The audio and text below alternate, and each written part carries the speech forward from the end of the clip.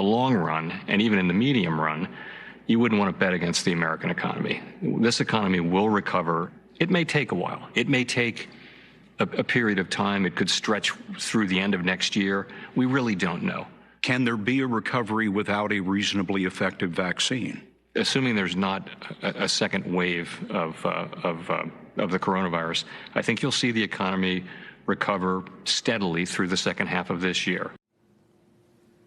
That's the Fed chair on 60 Minutes last night. As Jim said before the break, some communications there to talk to a much broader audience than he would, say, on our air or in front of Congress tomorrow, Jim. So where's the balance between remaining upbeat and trying to instill in Congress, at least, some sense of urgency about spending? Well, I mean, I think you could say that the big way that people are putting this is that we have to wait and see.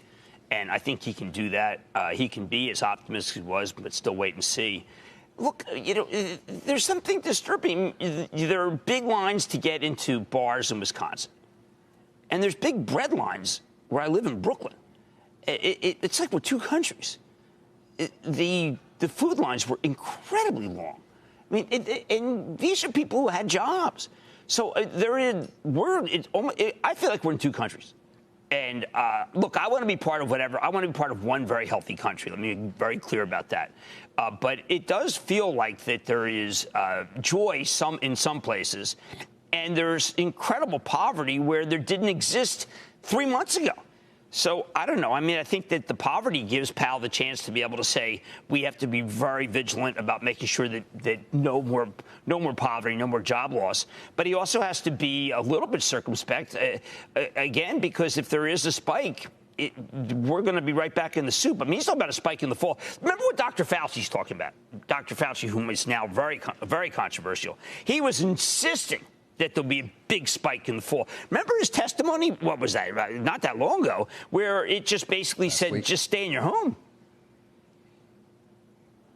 Yeah. Yeah. Well, even his comments about the fall in schools, I think, got a lot of attention most recently, Jim, and got the attention of the president. It's funny, when this crisis began, certainly I think many of us would not have expected it would have gone down political lines almost, partisan lines in terms of the view of it. But that appears to have happened, to your point of being one nation as opposed to two. I don't know that it's bringing us any closer, unfortunately. No, the opposite. I mean, I think there are a lot of people who either feel that the Democratic governors and politicians handle this wrong, or actually just feel that there is a tremendous amount of quarantine, self-quarantine of the people who are afraid of getting sick. And then there are a lot of other people who feel very healthy and don't mind going out at all. And that's kind of what people are saying is that the South is, and some of the Midwest, is about people being judicious about not going out if they have pre-existing. But the people without pre-existing, it's their time to shine. And I don't know. Right. I don't want to judge. Listen, Sweden had a plan going in, and that is kind of what you're describing right there, yes. Right? I mean, that is a Swedish plan. Exactly. At risk.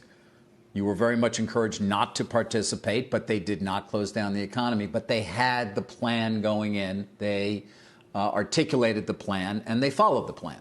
Whether or not it's going to end up being the right plan to have followed, at least they had one. Right, but and I do think that there'll be people who this is increasing. Well, look, the president tweets basically that. I mean, it's kind of like he tweets as if he weren't the president. Like we ought to open up the country. Well, he's president. Open it up. He's putting tremendous pressure on a lot of governors to I think, to really say, listen, it's over, or that let's let people out.